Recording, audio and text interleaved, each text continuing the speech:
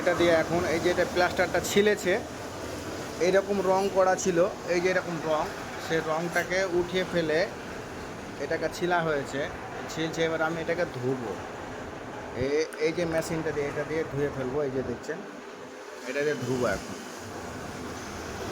এই যে ধুতে গেলে আপনার এই যে এখানে ডাস্ট আছে, এই যে ডাস্টগুলো বেরিয়ে যাবে।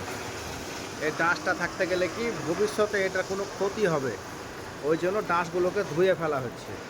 এই যে আপনারা ভালো করে বুঝতে পারছেন যে এই যে ধুচ্ছি, তাহলে কি এই যে এখানে এটা বেরোচ্ছে, এই যে নোংরা হয়ে গাদ হয়ে বেরিয়ে যাচ্ছে। তো এটা ধুয়ে দেওয়া খুব জরুরি। এটা না ধুয়ে ফেলতে গেলে কিন্তু থাকবে কতদিন এটা কোনো গ্যারেন্টি দেওয়া যাবে না। এটাকেও ধুতে হবে, প্লাস যেসব টাইলসগুলো আপনারা কাটিং করেন বা আমরা কাটি, ওগুলো সবাই কিন্তু টাইলসগুলো ধোয় না, হালকা মুছে লাগিয়ে দেয়। ওতে লাগিয়ে দিলে কিন্তু লংজিভিটি ভালো হবে না। এই যে ধুতে হচ্ছে, এই যে দেখেন কতগুলো গর্দা নোংরা বেরোচ্ছে, আপনি নিজেই দেখতে পাচ্ছেন। এই দেখেন, এই দেখেন কতগুলো নোংরা। গাইস বুঝতে পারছেন তো কীভাবে কতগুলো নোংরা বেরোচ্ছে? এই নোংরাটাতে সিমেন্টটাকে ধরতে দেয় না। এই যে, আশা করছি বুঝতে পেরেছেন।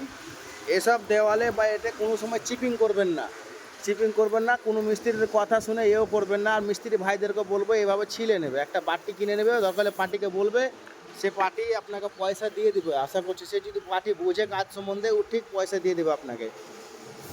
তার জন্য এই কাজটা খারাপ করবেন না। এইভাবে আমরা সকল পিলারগুলোকে এই একটা এগুলো সব ছিঁড়ে নিলাম, দিয়ে এবার টালি লাগাবো। এই গাইস দেখতে থাকুন, এভাবে নিত্য নতুন পেতে থাকবেন, যতটুকুন পারবো দিতেই যাবো। ধন্যবাদ।